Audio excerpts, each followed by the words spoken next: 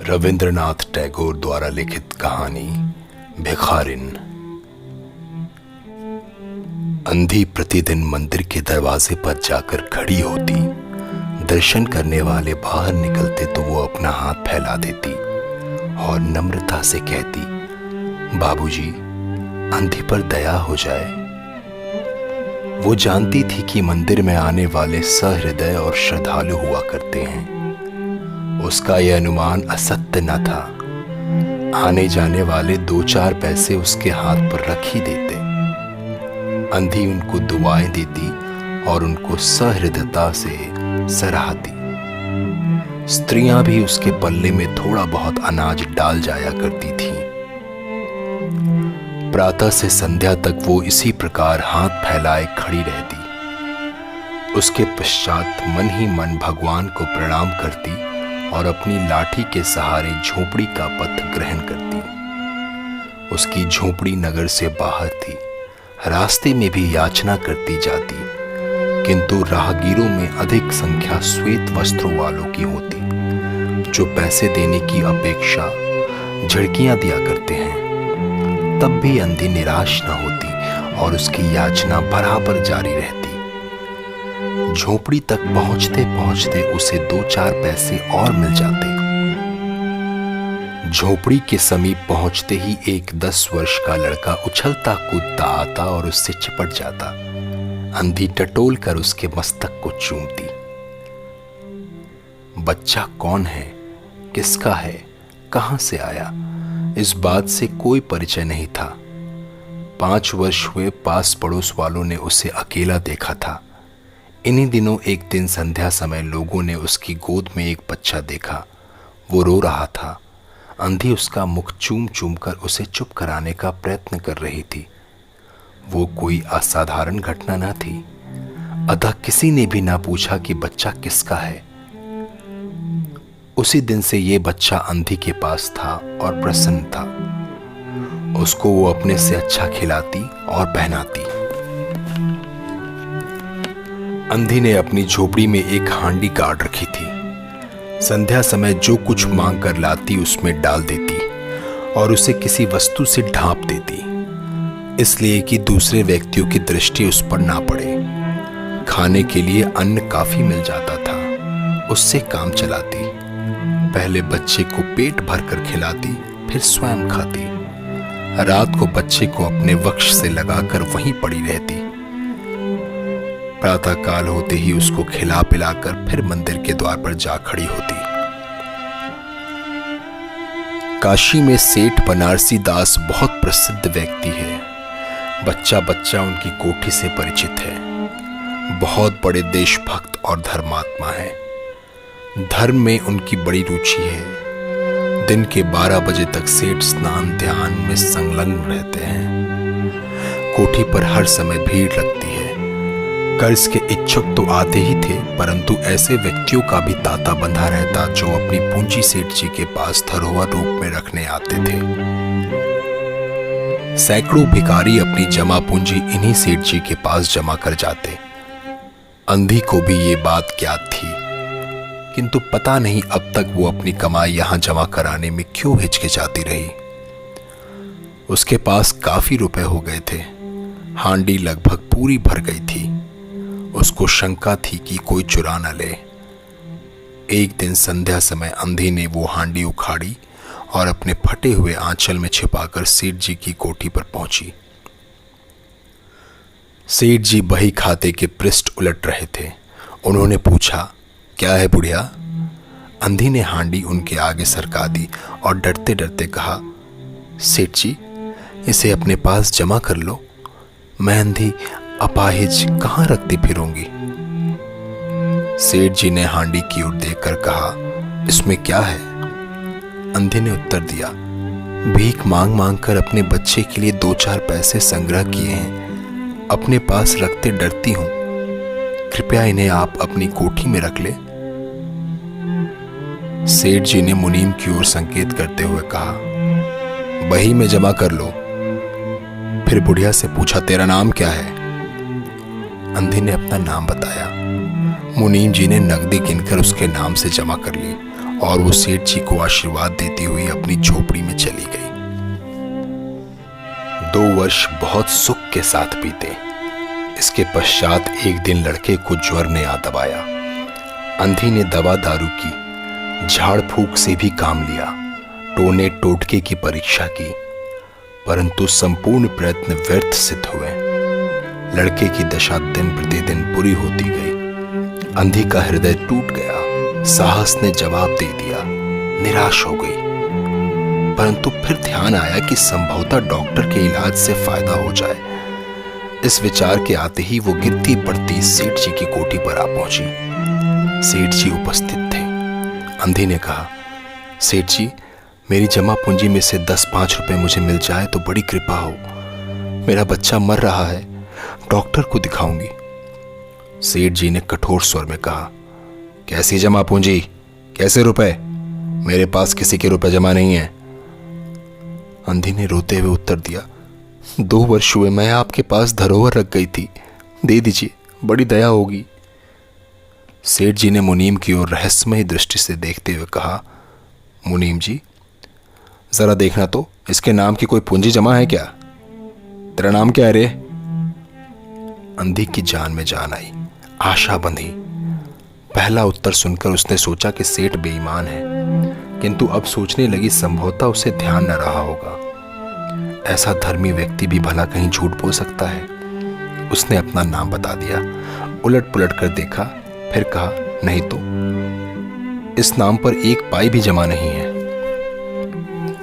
अंधी वहीं जमी बैठी रही। उसने रो रो कर कहा, सेठ जी, परमात्मा के नाम पर, धर्म के नाम पर कुछ दे दीजिए, मेरा बच्चा जी जाएगा, मैं जीवन भर आपके गुण गाऊंगी।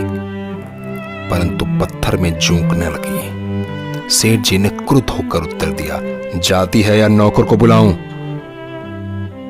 अंधी लाठी टेक कर खड़ी हो गई और सेठ जी की ओर मुंह करके बोली, अच्छा, भगवान तुम्हें बहुत दे, और अपनी झोपड़ी की ओर चलती।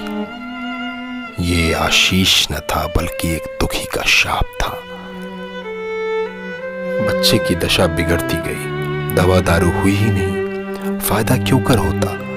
एक दिन उसकी अवस्था चिंताजनक हो गई। प्राणों के लाले पड़ गए। उसके जीवन से अंधी भी निराश हो गई। सेठ जी पर रह रहकर उसे क्रोध आता था। इतना धनी व्यक्ति है, 2-4 रुपए दे देता तो क्या चला जाता, और फिर मैं उससे कुछ दान नहीं मांग रही थी, अपने ही रुपए मांगनी गई थी। सेठ जी से घृणा हो गई। बैठे बैठे उसको कुछ ध्यान आया। उसने बच्चे को अपनी गोद में उठा लिया और ठोकरे खाती गिरती पड़ती सेठ जी के पास पहुंची और उनके द्वार पर धरना देकर बैठ गई। बच्चे का शरीर जोर से भभक रहा था और अंधी का कलेजा भी। एक नौकर किसी काम से बाहर आया। अंधी को बैठा देखकर उसने सेठ जी को सूचना दी। सेठ जी ने आज्ञा दी कि उसे भगा दो। नौकर ने अंधी से चले जाने को कहा, किंतु वो उस स्थान से ना हिली। मारने का भय दिखाया, पर वो टस से मस न हुई। उसने फिर अंदर जाकर कहा कि वो नहीं टलती। सेठ जी स्वयं बाहर पधारे। देखते ही पहचान गए। बच्चे को देखकर उन्हें बहुत आश्चर्य हुआ कि उसकी शक्ल सूरत उनके मोहन से बहुत मिलती जुलती है। 7 वर्ष हुए तब मोहन किसी मेले में खो गया था। उसकी बहुत खोज की, पर उसका कोई पता न मिला। उन्हें स्मरण हो आया कि मोहन की जांघ पर एक लाल रंग का चिन्ह था। इस विचार के आते ही उन्होंने अंधी की गोद के बच्चे की जांघ देखी। चिन्ह अवश्य था, परंतु पहले से कुछ बड़ा। उनको विश्वास हो गया कि बच्चा उन्हीं का है, परंतु तुरंत उनको छीनकर अपने कलेजे से चिपटा लिया। शरीर ज्वर से तप रहा था। नौकर को डॉक्टर लाने के लिए भेजा और स्वयं मकान के अंदर चल दिए। अंधी खड़ी हो गई और चिल्लाने लगी, मेरे बच्चे को ना ले जाओ, मेरे रुपए तो हजम कर गए, अब क्या मेरा बच्चा भी मुझसे छीनोगे? सेठ जी बहुत चिंतित हुए और कहा, बच्चा मेरा है, यही एक बच्चा है, 7 वर्ष पूर्व कहीं खो गया था, अब मिला है, सो इसे कहीं नहीं जाने दूंगा और लाख यत्न करके भी इसके प्राण बचाऊंगा। अंधी ने एक जोर का ठहाका लगाया। तुम्हारा बच्चा है इसलिए लाख यत्न करके भी उसे बचाओगे। मेरा बच्चा होता तो उसे मर जाने देते। क्यों? ये भी कोई न्याय है? इतने दिनों तक खून पसीना करके उसको पाला है, मैं उसको अपने हाथ से नहीं जाने दूंगी। सेठ जी की अजीब दशा थी, कुछ करते धरते बन नहीं पड़ता था। कुछ देर वहीं मौन खड़े रहे, फिर मकान के अंदर चले गए। अंधी कुछ समय तक खड़ी रोती रही, फिर वो भी अपनी झोपड़ी की ओर चल दी। दूसरे दिन प्रातः काल प्रभु की कृपा हुई, जादू का सा प्रभाव दिखाया। मोहन का ज्वर उतर गया। होश आने पर उसने आंख खोली तो सर्वप्रथम शब्द उसकी जबान से निकला, मां। चारों ओर अपरिचित शक्लें देखकर उसने अपने नेत्र फिर बंद कर लिए। उस समय से उसका ज्वर फिर अधिक होना आरंभ हो गया। मां मां की रट लग गई थी। डॉक्टरों ने जवाब दे दिया। सेठ जी के हाथ पांव फूल गए। चारों ओर अंधेरा दिखाई पड़ने लगा। क्या करूं? एक ही बच्चा है, इतने दिनों बाद मिला भी तो मृत्यु उसको अपने चंगुल में दबा रही है। इसे कैसे बचाऊं? सहसा उनको अंधी का ध्यान आया। पत्नी को बाहर भेजा कि देखो कहीं वो अब तक द्वार पर न बैठी हो, परंतु वो वहां कहां। सेठ जी ने फेटन तैयार कराई और बस्ती से बाहर उसकी झोपड़ी पर पहुंचे। झोपड़ी बिना द्वार की थी। अंदर गए, देखा अंधी एक फटे पुराने टाट पर पड़ी है और उसके नेत्रों से अश्रुधर बह रही है। सेठ जी ने धीरे से उसको हिलाया। उसका शरीर भी अग्नि की भांति तप रहा था। सेठ जी ने कहा, बुढ़िया, तेरा बच्चा मर रहा है। डॉक्टर निराश हो गए। रह रहकर वो तुझे पुकारता है। अब तू ही उसके प्राण बचा सकती है। चल चल और मेरे नहीं नहीं अपने बच्चे की जान बचा ले। अंधी ने उत्तर दिया, मरता है तो मरने दो, मैं भी मर रही हूं। हम दोनों स्वर्ग लोक में फिर मां बेटे की तरह मिल जाएंगे। इस लोक में सुख नहीं है, वहां मेरा बच्चा सुख में रहेगा। मैं वहां उसकी सुचारू रूप से सेवा शुश्रूषा करूंगी। सेठ जी रो दिए। आज तक उन्होंने किसी के सामने सिर न झुकाया था, किंतु इस समय अंधी के पांवों पर गिर पड़े और रो रो कर कहा, ममता की लाज रख लो, आखिर तुम भी उसकी मां हो। चलो, तुम्हारे जानने से वो बच जाएगा। ममता शब्द ने अंधी को विकल कर दिया। उसने तुरंत कहा, अच्छा चलो। सेठ जी सहारा देकर उसे बाहर लाए और फिटन पर बिठा दिया। फिटन घर की ओर दौड़ने लगी। उस समय सेठ जी और अंधी भिखारिन दोनों की एक ही दशा थी। दोनों की यही इच्छा थी कि शीघ्र से शीघ्र अपने बच्चे के पास पहुंच जाए। कोठी आ गई। सेठ जी ने सहारा देकर अंधी को उतारा और अंदर ले गए। भीतर जाकर अंधी ने मोहन के माथे पर हाथ फेरा। मोहन पहचान गया कि ये उसकी मां का हाथ है। उसने तुरंत नेत्र खोल दिए और उसे अपने समीप खड़े हुए देखकर कहा, मां, तुम आ गई। अंधी भिखारिन मोहन के सिरहाने बैठ गई और उसने मोहन का सिर अपने गोद में रख लिया। उसको बहुत सुख का अनुभव हुआ और वो उसकी गोद में तुरंत सो गया। दूसरे दिन से मोहन की दशा अच्छी होने लगी और 10-15 दिन में वो बिल्कुल स्वस्थ हो गया। जो काम हकीमों के जोशानदेह वैद्यों की पुड़िया और डॉक्टरों के मिक्सचर न कर सके, वो अंधी की स्नेहमयी सेवा ने पूरा कर दिया। मोहन के पूरी तरह स्वस्थ हो जाने पर अंधी ने विदा मांगी। सेठ जी ने बहुत कहा सुना कि वो उन्हीं के पास रह जाए, परंतु वो सहमत न हुई। विवश होकर विदा करना पड़ा। जब वो चलने लगी तो सेठ जी ने रुपयों की एक थैली उसके हाथ में दे दी। अंधी ने मालूम किया, इसमें क्या है?